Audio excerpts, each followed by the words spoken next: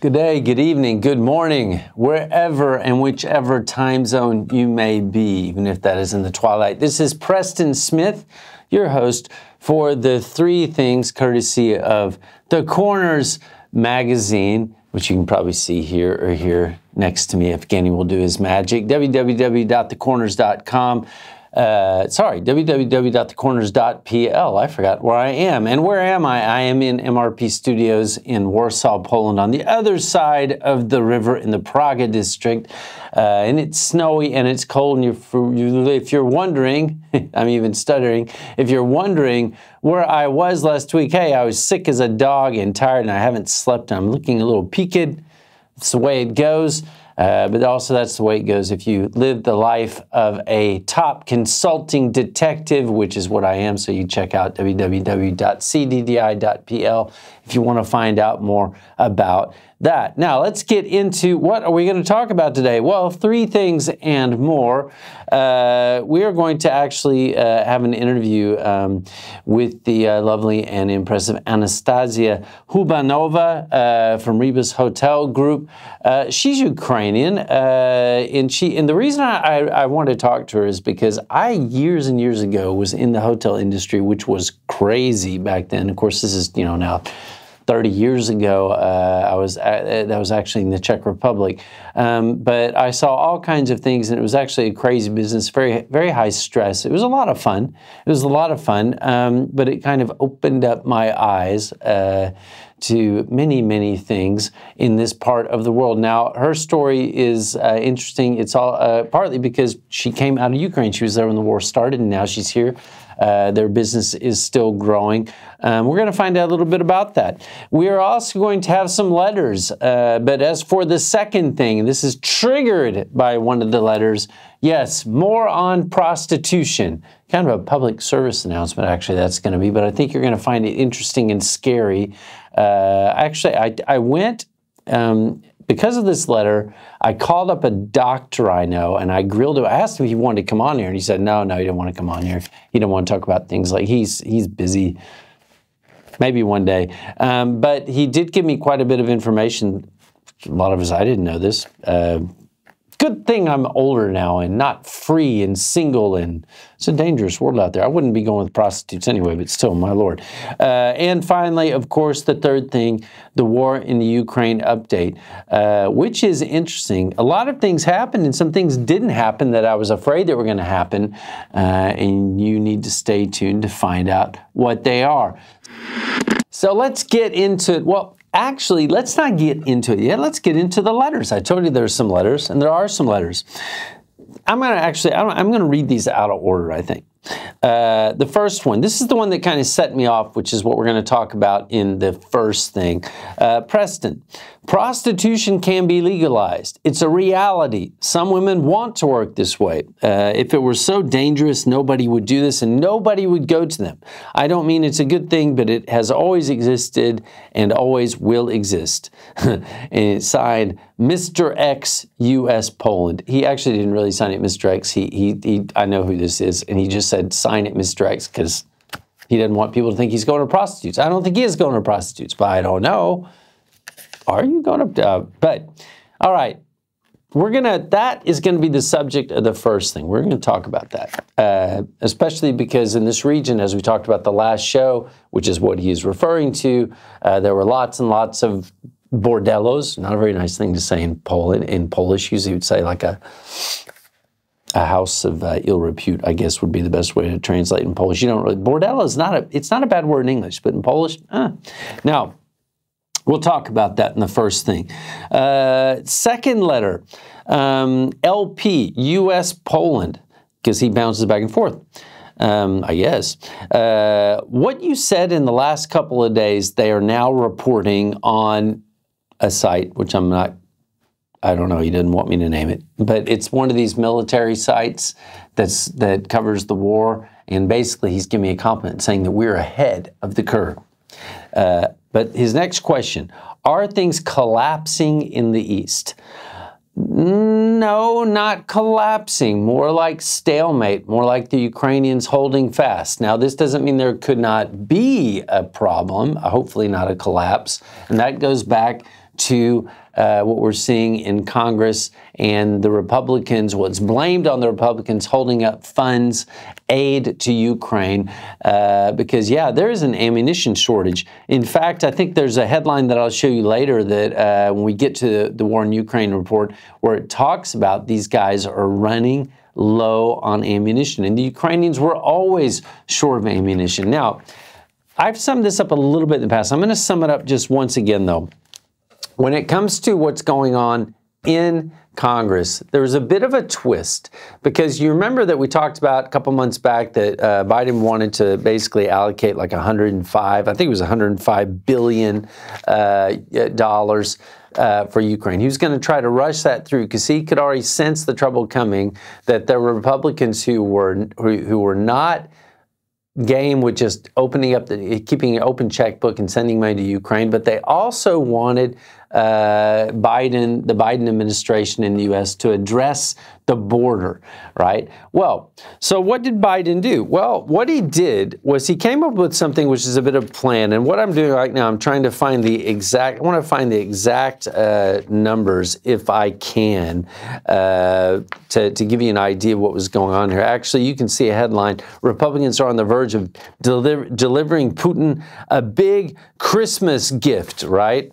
That's kind of the headline. Now, that headline is not pretty, and really, I was probably planning really on going over this in the war report, but Biden called Congress and he wanted to push through this package. Yeah, it was $105.8 billion. I've got a good memory.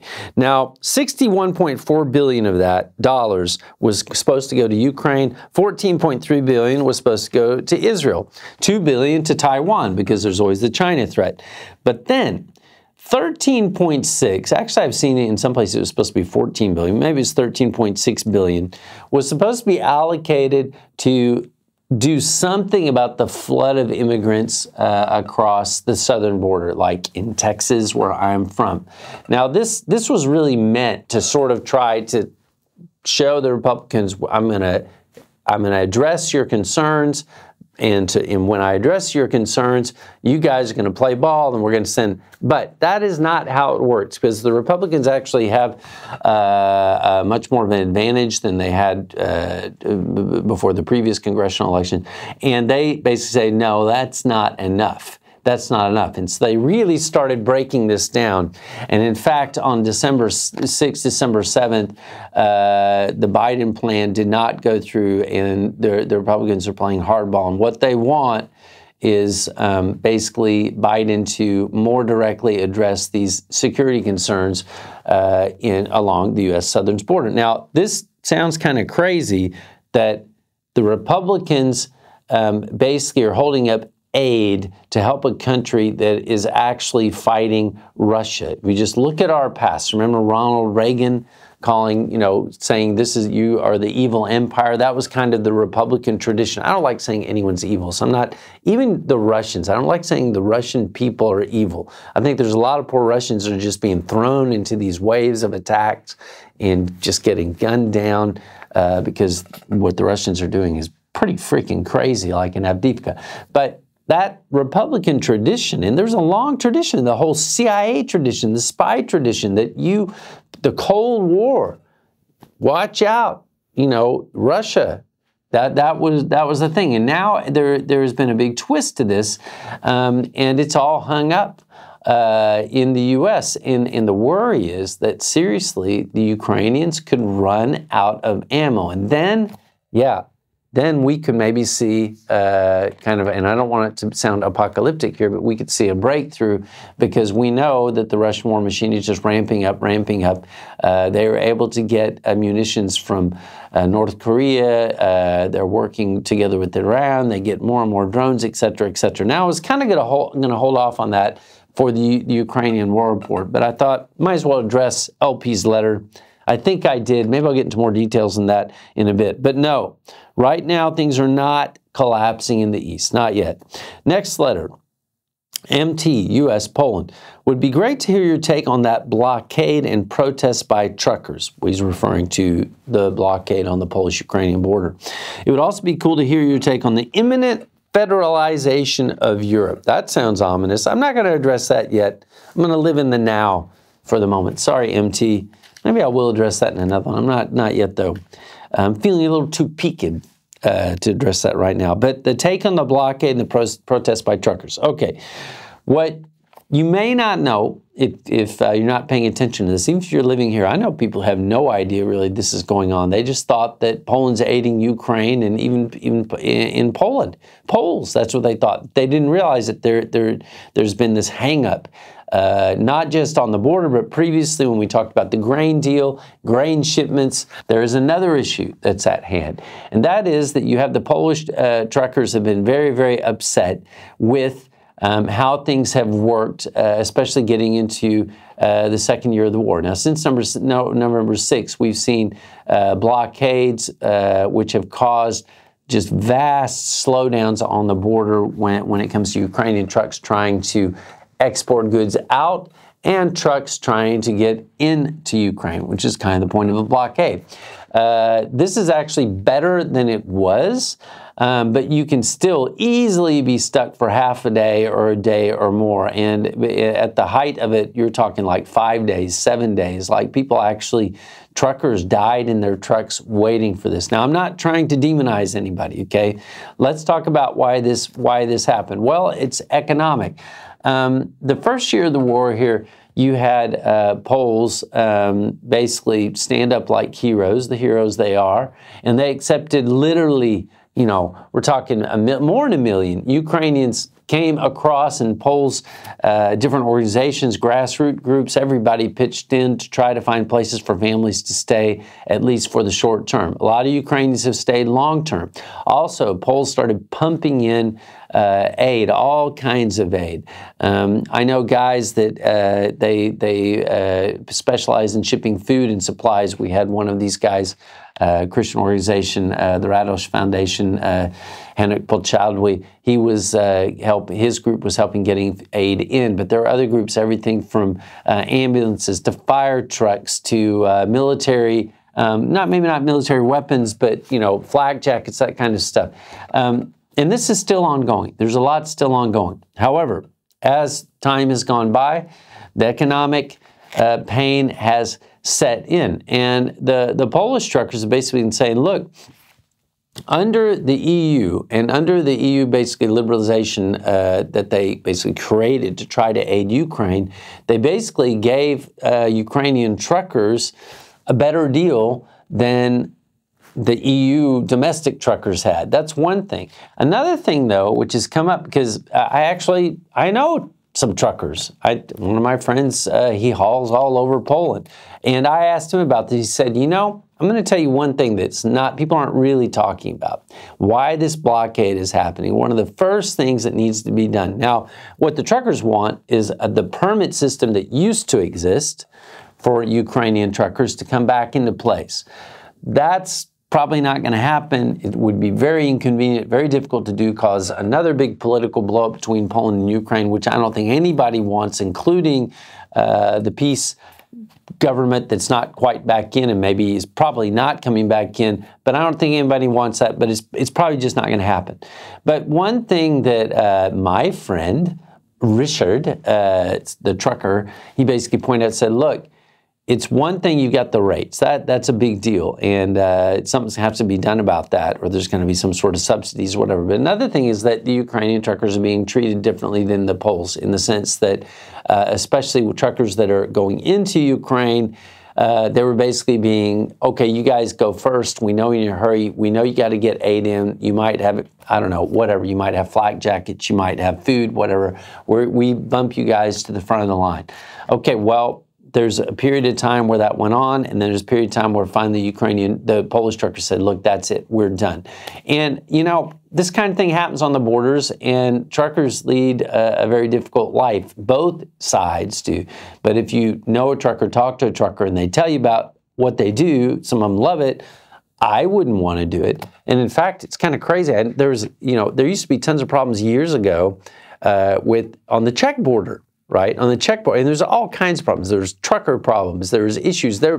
This type of thing is not anything new. In fact, I'll tell you a funny story. When I first showed up in the Czech Republic. I lived in Ostrava, and then I lived eventually in Friedland, which is right on the border. And there was a really famous story that happened between the Czechs and the Poles, that they ran into one of these kind of economic trucker cross-border, you know, they were bumping heads, let's put it like that.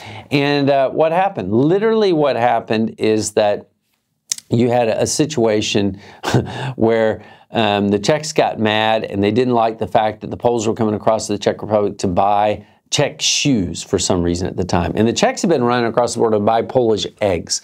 And the Poles were getting ticked off because right before Christmas, the Czechs would all flood across the border and buy Polish eggs because they were cheaper, and the Poles didn't have any eggs to, you know, like make cakes and Christmas cakes and all that. But then the Poles were coming across the border because they like to buy shoes, especially children's shoes.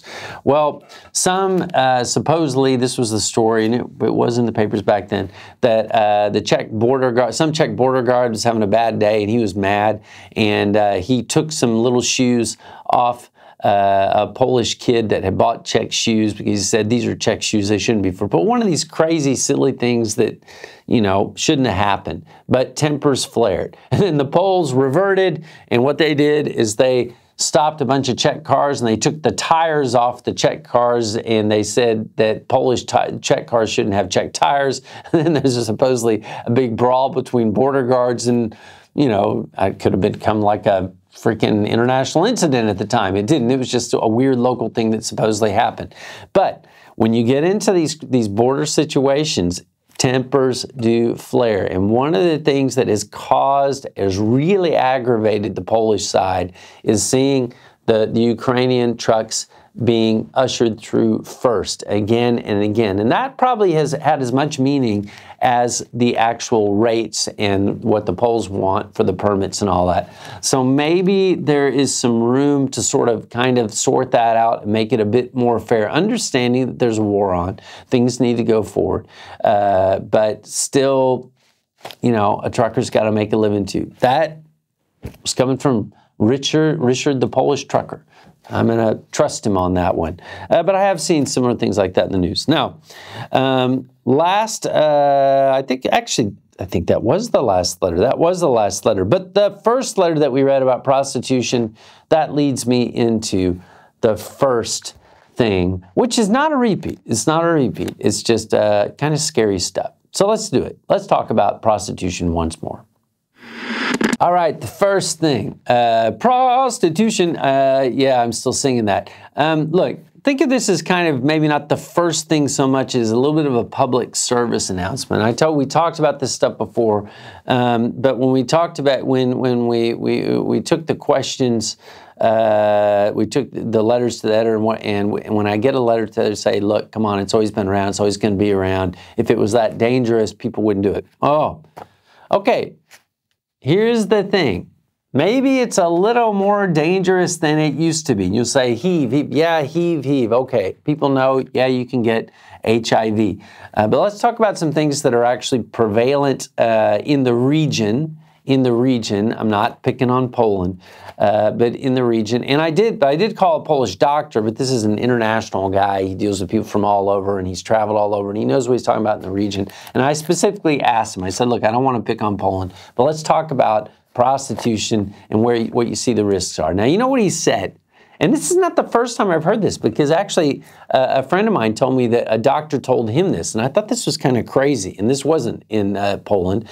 So actually it was in the Czech Republic. So we got a Czech doctor and a Polish doctor both saying the same thing, that there is a portion of society of men that are addicted to prostitutes. Well, okay, no, that's not going to shock you. But he said they're kind of crazy because these guys don't want to use any protection. And they pay women extra not to use protection. And then they get diseases, but most of them believe, and sometimes they're stunned, that they go to the doctors and the doctor doesn't have something that is going to work.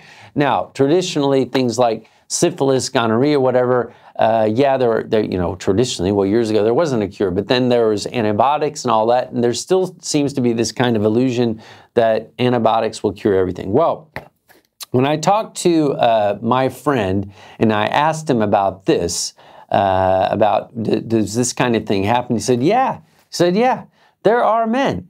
And I know because of this other guy, the Czech doctor, and there are men that just think that they're just addicted and they don't want to use a condom, even though a condom maybe isn't going to protect you from anything, and they're putting themselves at risk. They're putting their families at risk, etc. They may not believe it, but even if you believe it or don't believe it, let's talk about just prostitution in general and the dangers. And first, let's talk about some of these diseases, because I was a little freaked out when I heard all this stuff.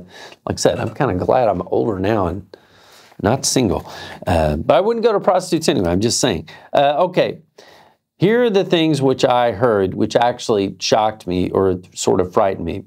Drug-resistant syphilis. That means that the antibiotics are don't always work, and they're worried there's more and more of this stuff. Okay, disease, there's herpes, you don't get rid of it. All right. Drug-resistant gonorrhea. Now, that has actually shown up now in the U.S., and it's showing up in different parts of the world. Apparently, it first showed up in, like, Japan, but it's showing up in different parts of the world. That sounds really nasty. And again, that one, though, already, it looks like the antibiotics just aren't working at all on it. That's pretty frightening stuff. But then you get into things that maybe you don't think about, right? How about drug-resistant pneumonia, which is basically based on staphylococcus, like staph infections, like what you can get like on your skin, but you get it.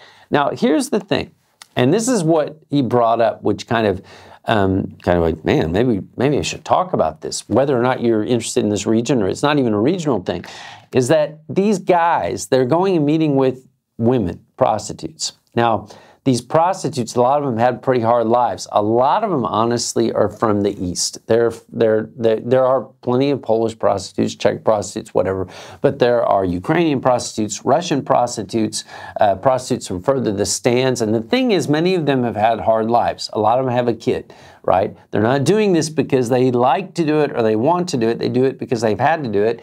And some of them have been trafficked or they've been put in situations that are not ideal. So basically, my doctor friend, he said, look, you have women. First of all, it's not a normal life. Second of all, they're under stress. Third, they're under financial stress. They're probably not eating right. They're not getting enough sleep. They're raising a kid. They're doing everything on their own. They're susceptible to catching diseases that are not just sexual diseases, right? Including pneumonia. And now there's a fear that there's this drug-resistant pneumonia going around. And think about it. If you are intimate with a woman, she's breathing on you. You're breathing it in. That's how you catch it. Once you catch drug-resistant pneumonia, just like antibiotic-resistant, these super bugs, these super staph, you're in trouble. But then there's another one, antibiotic-resistant tuberculosis. This one, now this you can say definitely comes out of these, because we started hearing about this years ago coming out of the prison system. And the reason it was coming out of the Russian prison system is because the Russians would just give all of the prisoners tons of antibiotics to stop them from getting sick, like as just a prophylactic measure. You just hit them with all the antibiotics every once in a while. Kind of like what militaries do. Like if you sign up for the military, they hit you with antibiotics right when you sign up to try to kill everything so you don't cause something. Well, the Russian prison system was doing this for years and years and basically creating a super strain of TB. The problem is these women get exposed to TB. And of course, if someone has like an immunodeficiency syndrome, like they've got HIV, well, that's another issue. They could get it. This trade is becoming more and more dangerous. Then you've got, all kinds of other diseases that maybe don't, nasty stuff. I'm not even talk about, like there's new stuff like MG. I don't even know what that is. There's like, of course, genital warts, all this kind of junk like that. But then you get into the second aspect.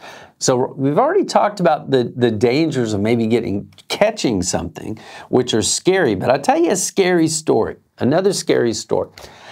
Years ago, this goes back also to when I did that magazine, right? And I did the big story on prostitution, and guys started calling me drunk at night saying, Preston, do you think I've got HIV? I was like, what on earth? But there was one guy that later, he goes, man, I tell you something you probably don't, you don't know you should worry about. I go, okay, well, I'm not necessarily worried about anything. He said, no, look, man, I got VD from a strip bar. It's like, what are you talking about? Are you from a strip bar? He goes, yeah, I went to a strip bar and a stripper took everything off. She started dancing. She took my shirt off, started crawling all over me, and then I ended up getting like a lesion on my stomach. Hey, when I say I don't mean me. I mean, he was telling me this story. and he got a lesion. It turned out that he got syphilis, like not on his private parts, but on his stomach, right? I didn't even know that was something that could happen. And he didn't know that was something that could happen either. But apparently it's extremely, people don't think about this, but it's something you can catch very, very easily. It doesn't have to be from sex. Maybe this is the first known instance of this happening, but these kinds of things happen. But there's another aspect which is also that should be taken into account. And this I found out a lot about years ago when I actually was interviewing people from La Strada. La Strada, this is an organization that helped traffic women, especially when trafficking was just so incredibly prevalent at the end of the 90s and the beginning of the 2000s, where we had horror stories like a high school put a bunch of Ukrainian girls on a bus. They were supposed to go on a singing tour to Europe, and it was just a scam, and all these young girls disappeared. That's a true story. That happened right like the beginning of the 2000s, and apparently they were all trafficked, right? They were all trafficked.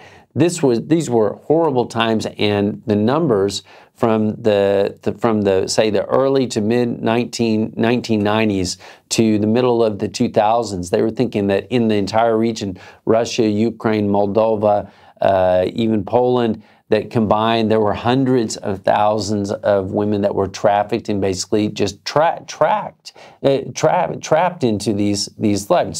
So I was talking to La Strada back then. I kept up with some of these conversations, and one of the things they brought up was the blackmail issue, which I mentioned in the last show, where they would give these girls telephones, and they would use the telephone to find their family and keep them in this system. But there was also then the blackmailing even women, say, look, you live here, you have to pay a fee to live here, you have to pay a cut, and if you're not turning enough tricks, you got to pay more, which means we've got to go, we're going to take money out of your bank. So it was like indentured servitude. And there was violence, but then there's two other aspects which basically impacts the Johns. The first one was that some of these women, because they're pimps in the mafia, and this still happens, want them to basically find a mark and take him for a lot of money, trusting that he's going to be afraid to go to the cops or he's not going to be able to. They would slip drugs into their drinks. I dealt with a case like this years ago where it was an executive. He was drugged. He wound up in a very well-known hotel here. Clearly, he was out of it. He died that night. And if you ask me, there was a cover-up to try to hide it so it wouldn't embarrass the company, whatever, because supposedly he was with a prostitute. He did enter the hotel with a prostitute. Maybe that is what happened. But the fact is that when women put something into your drink, they're not doctors. They don't know how much to put in. And if they put in too much, and where do they get the drugs from? What kind of mix is it? Yeah, it can kill you. And there's another case where a guy, he was drugged. He basically woke up naked on the street. He lost everything. The cops thought he was drunk. They threw him into a drunk tank. He wasn't drunk. He was severely disabled by whatever was given to him. And in fact, he suffered a form of brain damage, and he really couldn't work again after that. I had direct contact with these guys. I interviewed him. I talked to him, did a story. This kind of thing used to happen. It still happens. But there's one other aspect. And the thing is, if you're going to prostitutes, and especially in this world, in this region, and maybe it's a little tamer than it used to be, you may be dealing with trafficked women.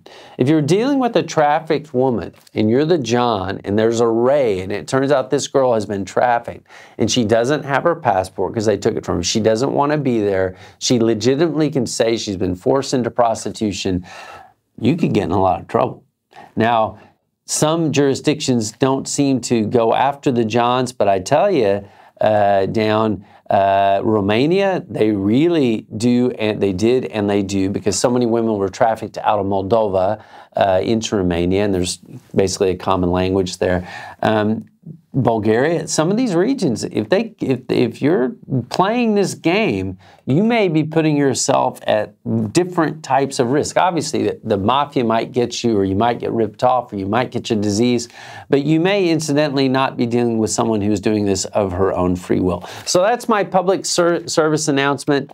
Just letting you know, it's not what you think. I'm telling you, when we interviewed women years ago, and this was back when everything was a lot crazier in the Wild East, I think we literally probably talked to more than 20, and only one said she was doing it because she liked the job. And I personally thought she was kind of insane. So there you go. Let's go on to the second thing, which is not a thing. It's an interview. Okay, we're back. This is the second part of our show, the second thing. I don't want to say a thing because Anastasiia is not a thing. She's a very welcome guest. I'm going to introduce you now to Anastasiia Hubanova, right? And you are actually in the hotel industry. That's what you are. And that's actually one of the reasons why I wanted Anastasiia on the show is because years and years ago, this was in like 1992, I was in this sector. It was pretty crazy back then. That was, you probably weren't even born then, though, right? No, you. No. Those were crazy. That was in the Czech Republic. I'm sure it has nothing. It absolutely was insane. But it was one of the most high-stress jobs I've ever had. And that was one of the reasons why I wanted Anastasiia to come over. What group do you work for?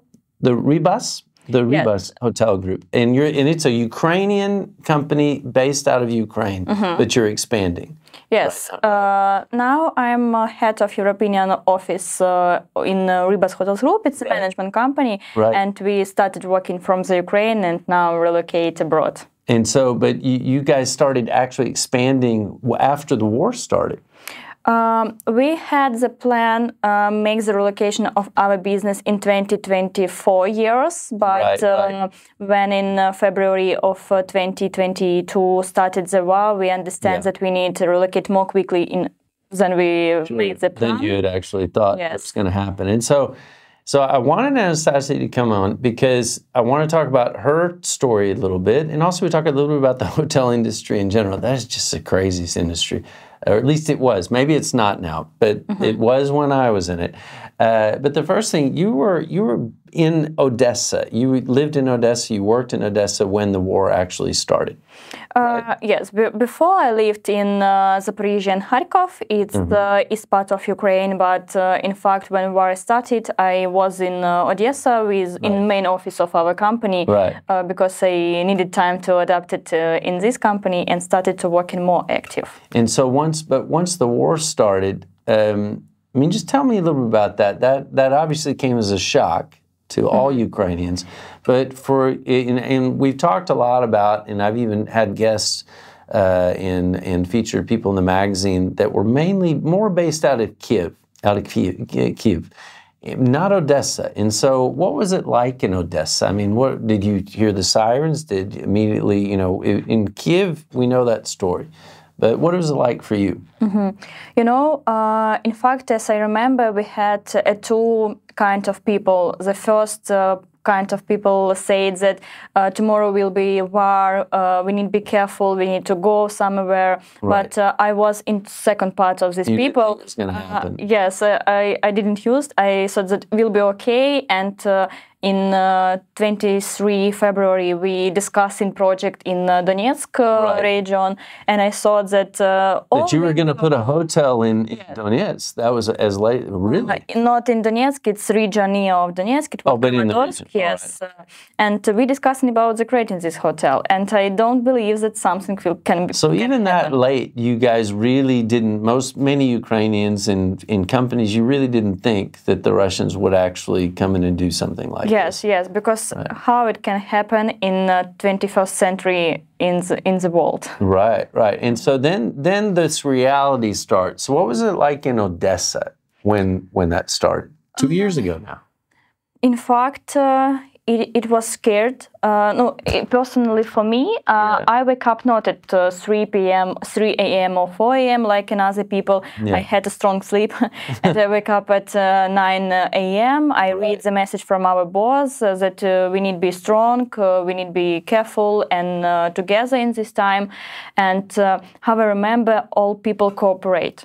All people in Odessa cooperate and starting to help the military and other people in another region with the transport, food, with logistic question, how to move. So it wasn't just go to work and pretend it's not happening. It was like you actually started joining up with other people to try to get aid to the people that were going to fight? Yes. In one moment, all working stopped.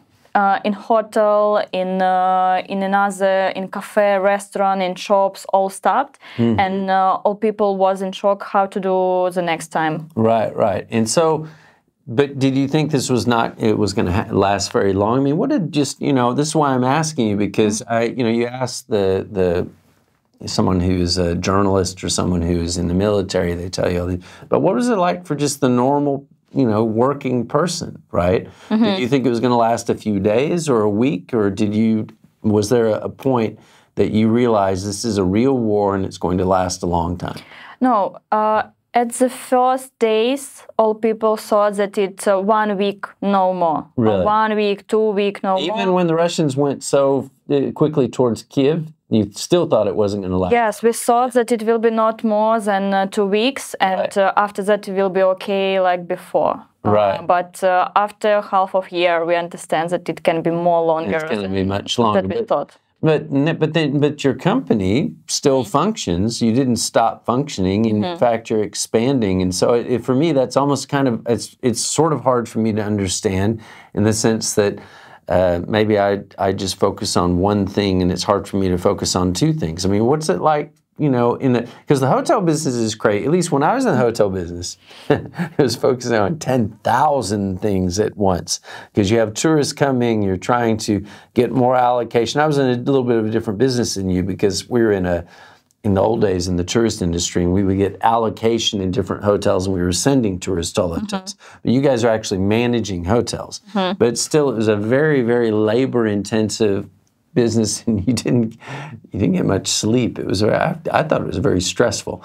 What did this change for the people in your group? I mean, did the men, did they go off to the war, or is it now predominantly, is the company run more by women now, or what does it look like now? In this question, I want to start maybe from message that we have two destroyed hotel, completely destroyed by rockets, in Kherson, in Odessa region. But another our hotel working, and first 3 months he working on people who without living from Kharkov, from Dnieper, maybe. You took in like people that didn't have anywhere to live. And they can live in our hotels. And so when were these hotels destroyed? Early in the war, or recently, or? In first months. In the first months? They hit the hotels that quickly? Yes. It's hotel in Kherson, he was completely destroyed, and one in Zatoka in Odessa region. Right. And so I would imagine that this would have come as a shock for you and for the people in the company, but I mean, were there people in the hotels at the time?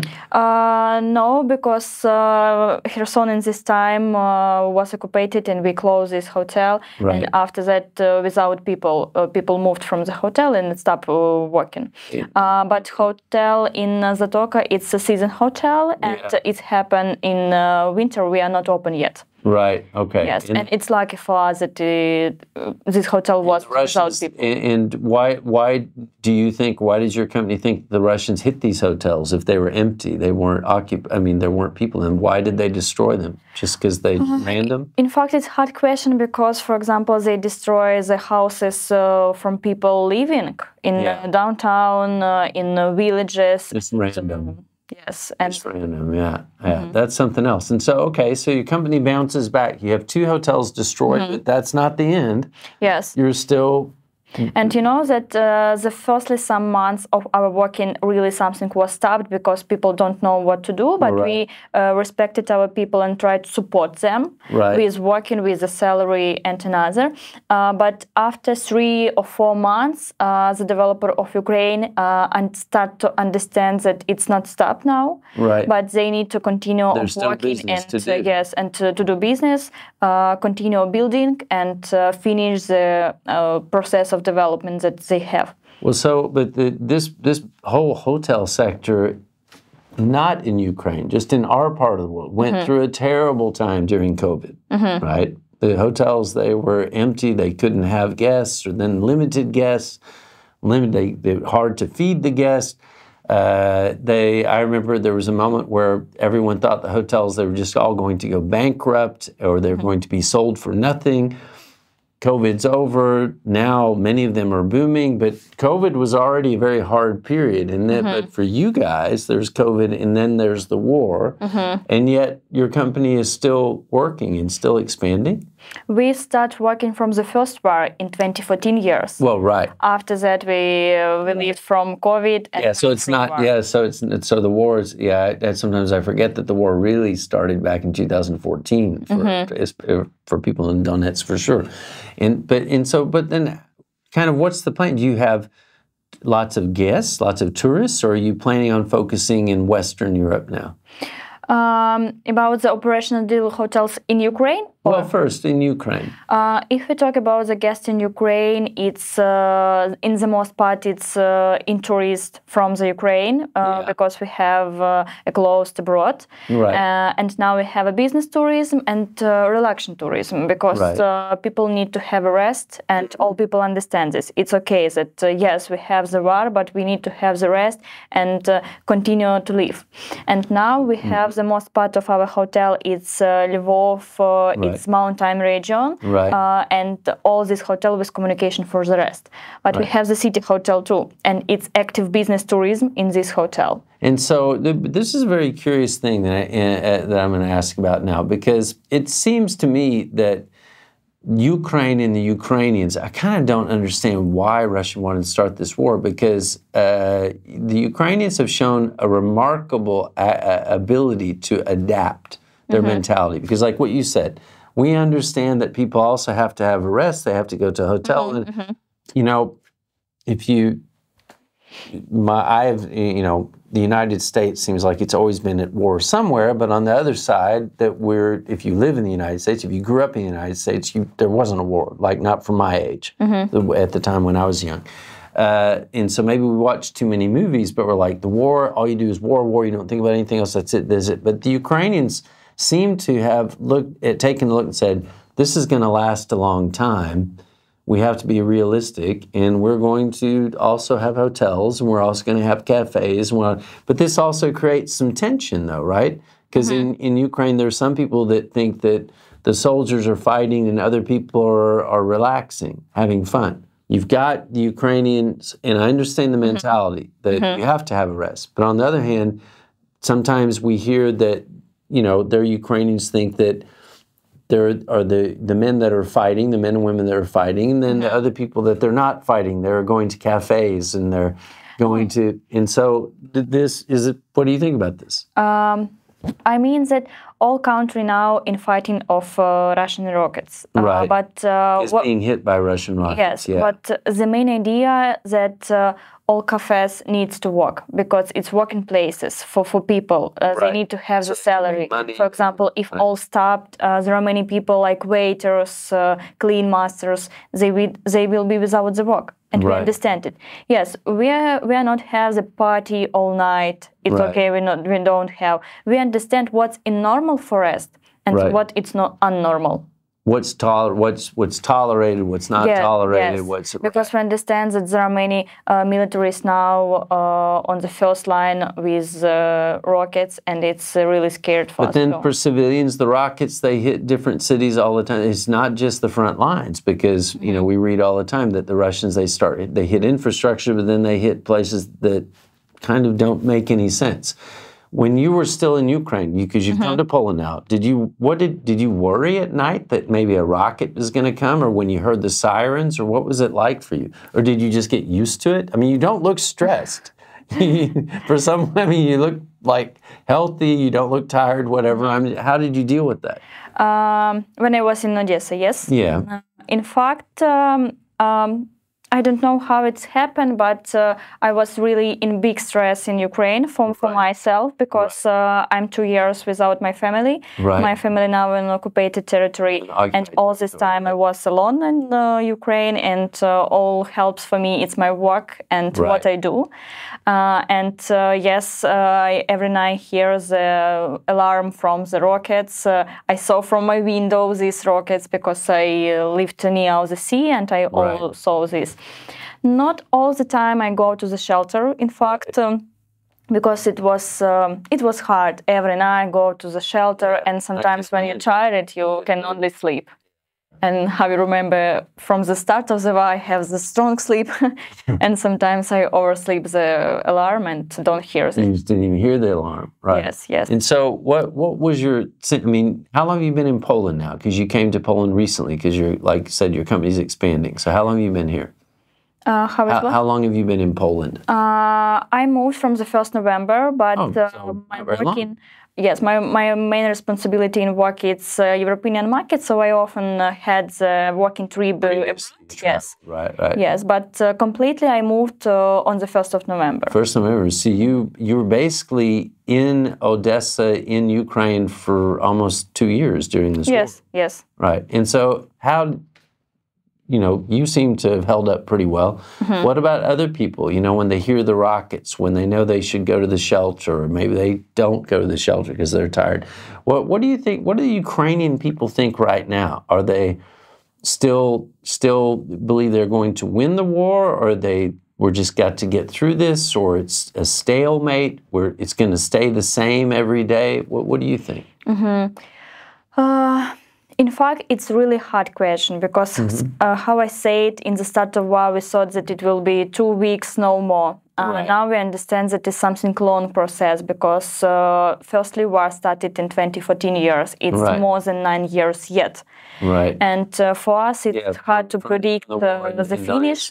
And all people, I will be moved to Odessa. For example, this new year, I will celebrate in Odessa. I will come back, spend this time with friends, and after that, come back again to Poland. Right. And what I thought about how to feel people, we are really very adapted. And we try to be positive, because, for example, when people ask me about the time without light last winter, in the moment it was hot. It was cold, hot, and something expensive. There was no electricity, there were no lights. Yes, but in this way, I remember the second part of this time. For example, I remember the time which I spent with my friends without light, but we was together without internet in calm, and it was good. So we try to see the positive in a positive situation. Right. This helped for us continue to living and believe that in near time all stopped. That this will stop. That's remarkable. Well, I hope your family's safe. It's been very good talking to you, and I wish you luck. And you guys are expanding, and it's also remarkable that Ukrainian businesses are not only functioning, but they're expanding beyond their borders. And where are you guys planning new hotels? What are you, again? Now we have 2 active offices in Warsaw, in Bali. In Bali, we have 3 projects in process of construction, and we are ready for opening a hotel in management now in Bali. And I hope, Bali? Yes, Indonesia. Yes. You need to transfer there. That's not but we have a manager in this region. Sure.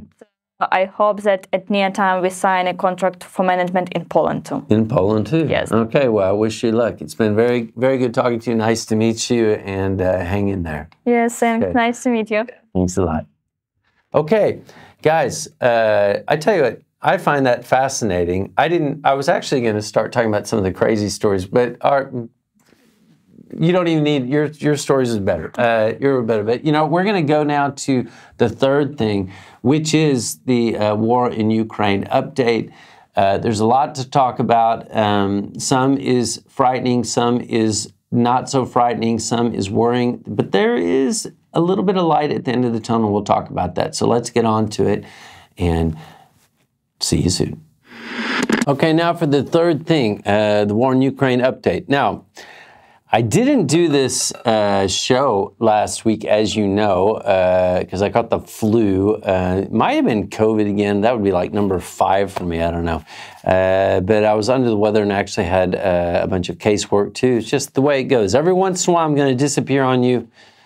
That's what detectives do. We're loyal, though. We are loyal. But anyway, let's talk about what happened over the last 2 weeks since the last time we were. Now, there is some good news here. It's not going to sound good, but you need to understand the perspective, because 2 weeks ago, one of the things I talked about was I was very worried. I don't want to say I was expecting it, but I was quite worried that the Ukrainian soldiers in Avdiivka were going to have huge problems because the Russians were making progress at Stepovo and Berdichi, and if they took those 2 towns at that time, which are tiny little places, but it would cut off lines of supply.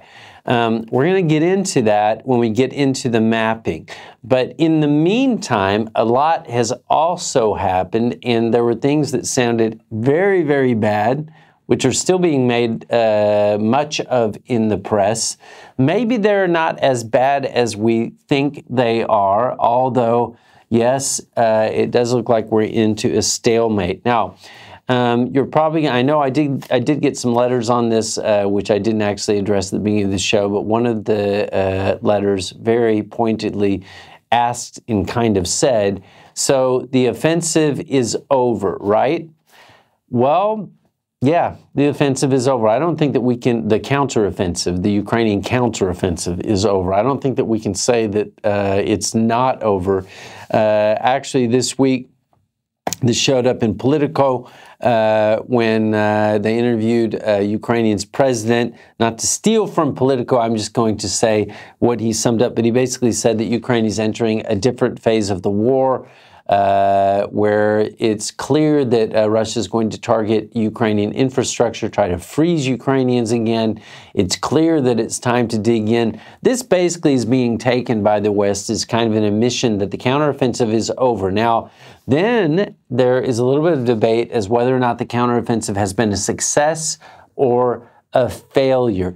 If you want to get into kilometers taken, and there are different stats, but let's say 200 kilometers, and then we talked about this before with the New York Times. They came out and they compared the number of kilometers taken by Russia over the last year compared to, or at least in 2023, to the Ukrainians. And you could argue that Russia took more land, but then if you spread it all out thin around the borders, it looks all kind of inconsequential until you start looking at Russian casualty figures. Now, I've seen all kinds of figures, and in fact, going all the way back to the beginning of the war in Donetsk in 2014, when the casualty figures were sort of stuck on like 7,000 forever, and you were kind of wondering, look, we're seeing not a lot of new casualties every day, but there are new casualties every day, and nothing is changing, right?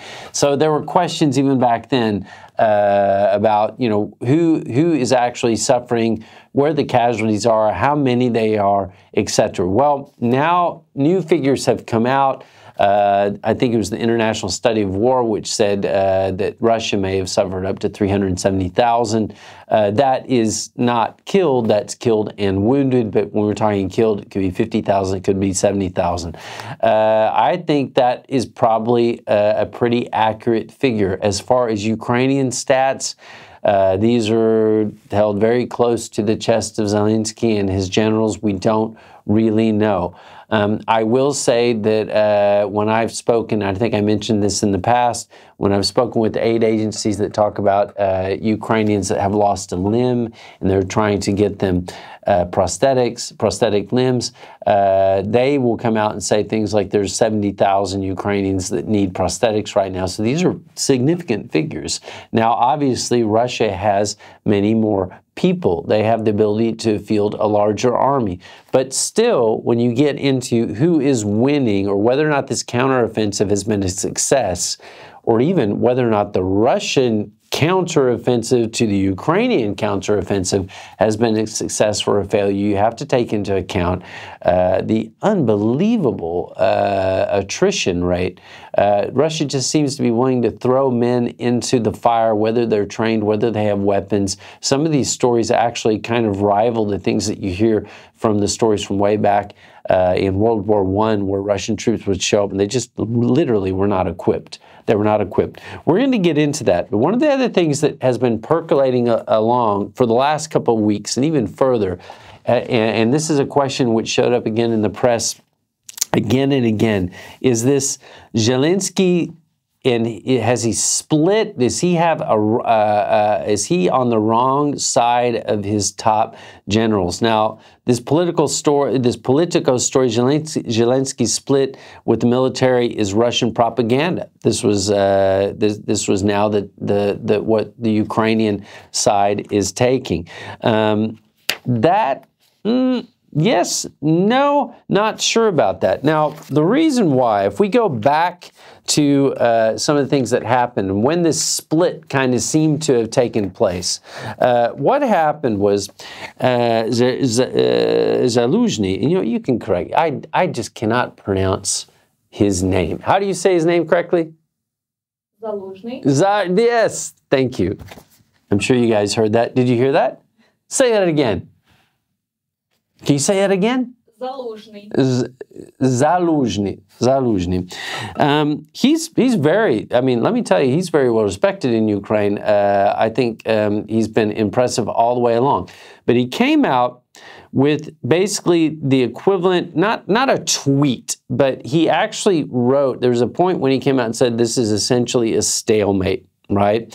And he basically noted that this had become a positional war. And some of the things that he wrote, and it maybe seemed to catch Zelenskyy off guard, but he basically, this is kind of a translation of what he wrote. And he said, basically, if you look at NATO's textbooks and how things should have progressed, 4 months should have been enough time to reach Crimea, to have fought in Crimea, and to get in and out again. But we know that the Russian minefields in the Surovikin line ended up being much more difficult than expected. And then he actually said, before they even got halfway through the counteroffensive and they saw what was going on and how difficult this was getting, he wrote that the simple fact is that the Ukrainians see everything the Russians are doing, and they see everything, the Russians see everything the Ukrainians are doing. And in order to break this deadlock, something new is needed. Like when the Chinese invented gunpowder, and this is where you've kind of got into this complete stalemate. And when Zaluzhny wrote this column, this maybe caught Zelenskyy by surprise. Now, then there was a cover, a Time magazine cover, where Zelenskyy came out and he said, "Nobody believes we're going to win like I do." That very well may be true. Of course, once this all happened, yeah, the Russians, the propaganda machine did capitalize on this. And I saw it, bloggers, everyone saying, look, there's a split. Ukraine is going to become dysfunctional. What's going to happen with Zelenskyy? And I think that went over the top. From what we can tell, of course, as I said, there is going to be, the Ukrainian PR is very, very good. They've been very good from the start. They maybe even a bit too good. Saying that it's all Russian propaganda, I think maybe that, well, I kind of don't believe it. But if you look at the fact that the country's been at war for 2 years, yeah, it's very high stressful. There have been a high number of casualties. The counteroffensive actually couldn't accomplish its goals. You know, we talked about getting to Tokmak the whole time. If they managed to do that, that would mean the Russians could not supply their forces in Crimea. And this is a disappointment. But let's take one step back, one more step back and remind ourselves why this didn't happen. Because yes, there are other, there's all kinds of analytical pieces that are showing up now saying what went wrong, what happened, why weren't the Ukrainians successful. Some talking about the troops, some of the troops were green, they weren't able to coordinate the counteroffensive as well as they should. But you know what, we got to go back and remind ourselves that Allied weapons were slow in coming. And when we're talking about the tanks, we're talking about the Abrams. We still don't see F-16s. That's still going on. And when you get into, once again, just even kind of the standard Western playbook, 3-to-1 advantage in troops, air superiority, tank superiority, it just didn't exist. It's amazing what the Ukrainians actually managed to do. And I think now that the type of the press articles that we were seeing, and some of these are going to be flashing next to my head, they're kind of unfair. That's what it comes down to. But that's enough of that. That's enough opining, talking about the different things that are going on. We already talked about the Biden aid package that is stalled by the Republicans.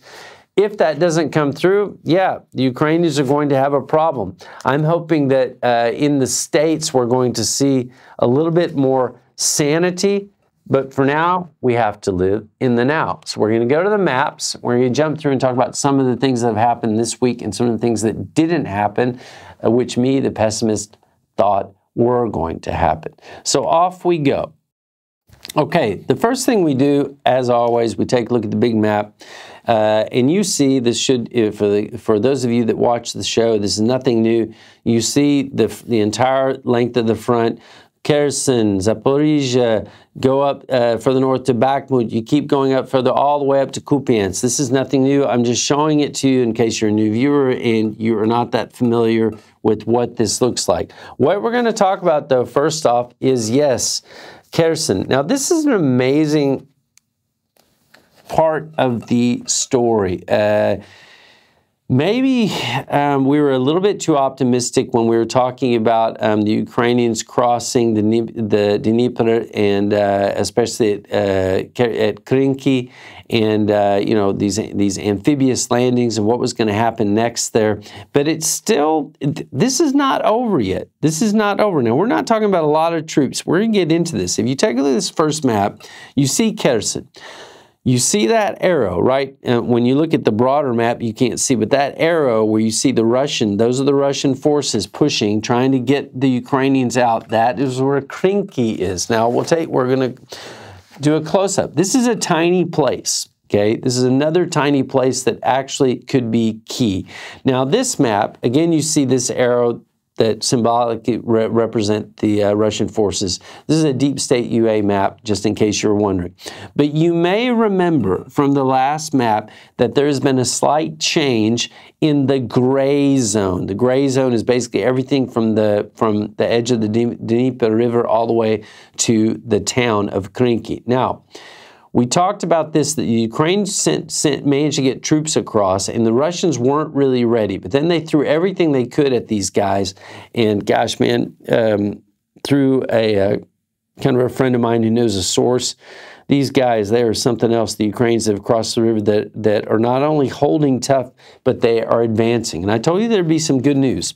Because if you follow that line and you see kind of you see Koninklijke, and then you see this kind of, it's like almost the edge of a hatchet. It's not very wide. That's getting into the forest. When we go to the next map, you can see this maybe a little better. Actually, I'm not sure if you really can.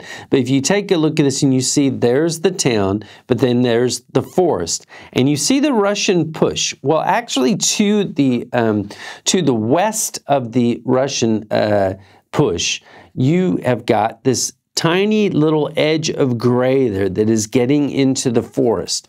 These are the Ukrainians. And what we realize, and what we've seen as the war has gone on, is that kind of taking over a town that just becomes completely decimated and flattened because of the drones, because of the artillery, because of the Russian the alligator attack helicopters. But also on the flip side, the Ukrainians do it to the Russians too.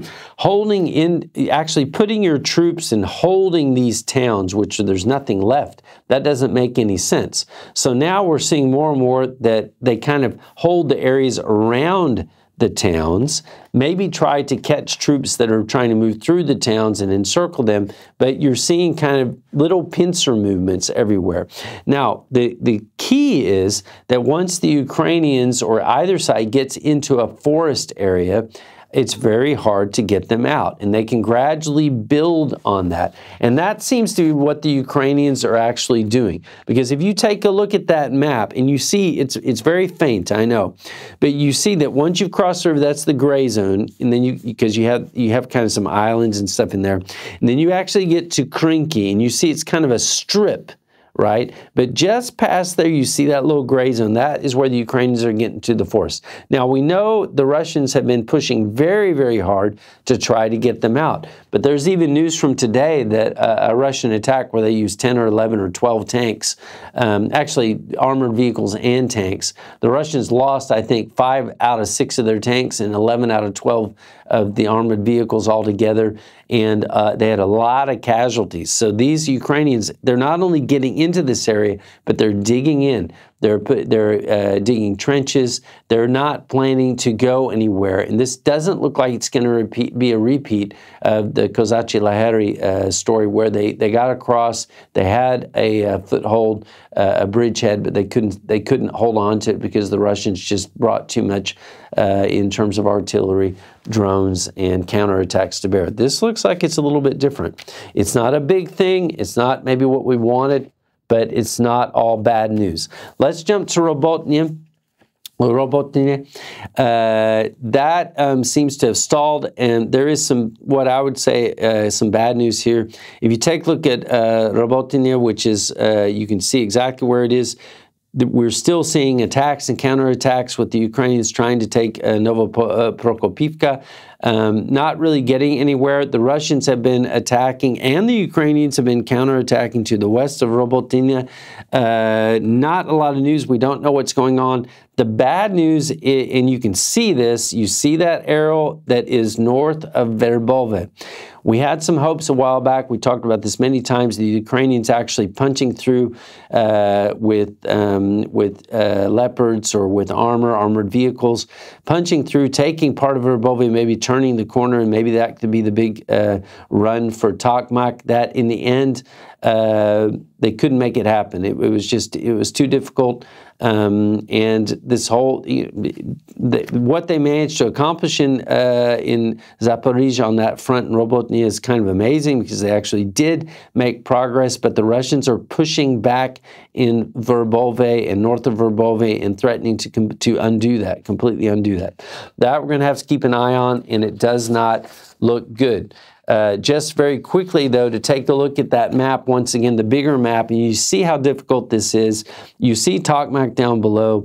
You see that the Russians have not, they haven't just sat on and done nothing during this whole time.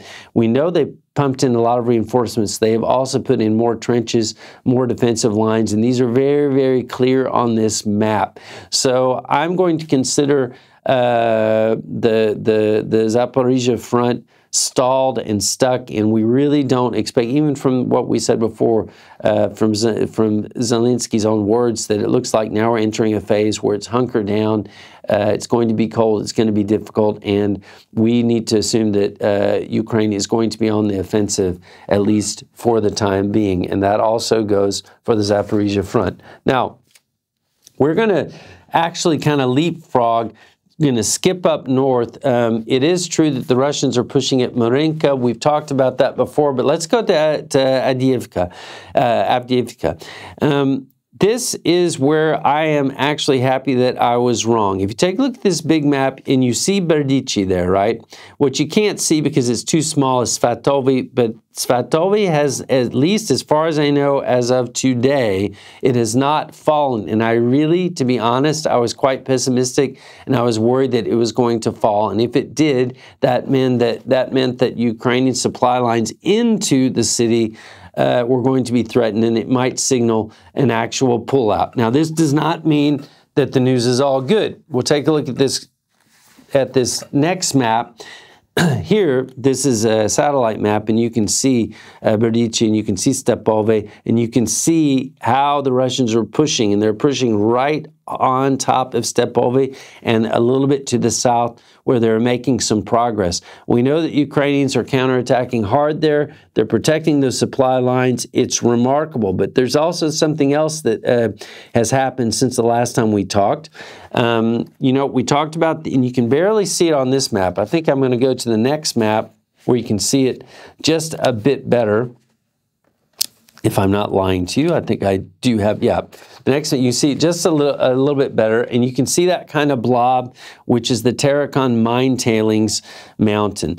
Obviously, between the last time we talked and this time, the Russians have definitely taken control there. They're still pushing south. They've used that kind of as not necessarily a hinge, but it is high ground. But again, you can see very clearly here that they have managed to push a little bit further south of Stepove, and they're pushing north of Stepove, but the Ukrainians are still holding. That is going to be very difficult for them to hold. We can't beat around the bush on this. But it's not over until it's over, so maybe they will still manage to hold fast. What does seem to be happening there is that you have the Russian attacks, and then they pull back, and then Russian attacks, and they pull back. That is one interpretation. The other interpretation is that the Russians actually can't get any momentum because the Ukrainian defenders are too well dug in, and they're just not going to back up, and they just keep sending in waves and waves of meat. That's how it's described, and just endless conscripts. The last reports I've seen, these are Russian bloggers, but then they're being repeated by the other bloggers out there and the vloggers and the YouTubers and everything, is that the Russians have moved about 30,000 new troops into that area to try to overrun the Ukrainian defenders there. Whether or not that is actually just up around Stepove Berdichi or not, no one really seems to know. What does seem to be clear is that these are all very green, fresh troops, not necessarily well supplied. It's just murder. I mean, it's actually shocking. It's unbelievable. Now, another thing, though, I want you to take a look at. If we go to this other map, go down where you actually see Avdiivka, and you see the city, and you can barely make it out, but you see there's another arrow, and this is way down. It's kind of vis-a-vis Mineralny. This is where that arrow is. That is where you had the industrial district, and we can see that the Russians have made progress. Have they made a lot of progress? No, they haven't. Why? Because it's very difficult to make progress in a district like that, and the Ukrainians are making them pay for it. Now, they have pushed forward a little bit, but come on, take a look at this. This isn't even half a kilometer. This is probably less than that. It is a push. It's bloody. I'm sure it's absolutely horrible to be there, but it's remarkable that they are holding fast. Now, you can see to the south also Russian advances. That's where that gray area is, and there doesn't seem to be any doubt that they have made some advances, but it is not yet anything major. Again, remarkable stuff. Now, if we go up still further to Bakhmut, the other news, which I can't say is great, is where we talked about in the past, Klishevka and Andriivka. You can see here that some of the progress the Ukrainians made has been undone, and specifically I'm speaking about north of Klishevka. You had a point where the Ukrainians had made gains, they had crossed those lines, there was a big hope that they were actually going to be able to push south of Bakhmut there. The Russians have pumped in forces, and actually here they have made some progress, and we're going to have to keep an eye on that. Don't have a lot of news there, but this is even confirmed by deep state UA maps. So it's not just Russian bloggers talking, but actually they are making some progress. Now, we're going to skip, we're going to go further north. We're going to skip Svatove and go all the way up to Kupiansk. It's kind of the same story. Now, we know there were huge concentrations of Russian troops up there. Again, we spoke about in the past, they took some of their best troops and they put them down in Zaporizhzhia to stop the advances there. And this probably kept the Russians from actually making the progress they needed to make in Kupiansk, which would have been the time to make it. Since then, the Ukrainians have held tight, but if we actually take a little bit closer look, you see now that they have made some progress. They're right on the edge of Sinkivka, and that is a big goal for them. If you take a look at the gray zone, you can actually see that they're pushing into it slightly, and this is according to Deep State. Now, it doesn't mean they're actually in. That's just kind of the hot zone. But the sheer weight of the Russian forces is something that has become very, very difficult to resist. And now the winter months are here, and now it is time to buckle down and to hold tight, and we are hoping and praying that the Ukrainians manage to do that. So that's all for the 3 things for today. Obviously, we covered a lot more than 3 things, which is what we always do. We aim to please. No, not all of this is uplifting. It's not propaganda. I call it as I see it. If you don't like it, send in letters, write me, bitch at me, yell at me. I'm not going to say I don't care. I do care. I'll try to answer your letters or to counterpoint. I may even admit you're right if I miss something. You can't know everything, even though I usually do. No, just kidding. Otherwise, over and out. We'll see you guys next week. Looks like we had another guest on the schedule, and this one will be interesting. Talk about some retro days, retro scams, getting arrested by, not, I mean, like the equivalent of the FBI in this part of the world. Interesting story, and I'm going to have a little bit to add to that. Otherwise, over and out. See you soon. Be careful. Hang tight. If you're in Ukraine, keep your heads down. Keep warm. And do widzenia, adios, ciao, and ahoy.